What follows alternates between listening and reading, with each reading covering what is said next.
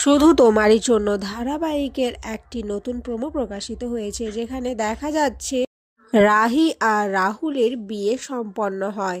কিন্তু রাহুল তাদের ফুলশয্যার ঘর থেকে বেরিয়ে চলে আসে। রাহুল বলে, ঘরে দম বন্ধ লাগছিল তাই আমি বাইরে বেরিয়ে এসেছি। কিন্তু এসে দেখে রাহিও একই জায়গায় বসে রয়েছে। রাহিকে দেখে রাহুল অবাক হয়ে যায়। তখন রাহি বলে, এখানে আমাদের মতে ফুলশয্যার খাট সাজানো হয়নি, তাই আমারও ওই ঘরে থাকতে ইচ্ছে করছিল না। এরপর রাহি যেতে গেলে রাহুলের ঘড়ির সাথে রাহির শাড়ি আটকে যায়। তখন রাহুল বলে, আমি স্বামীর সমস্ত কর্তব্য পালন করব।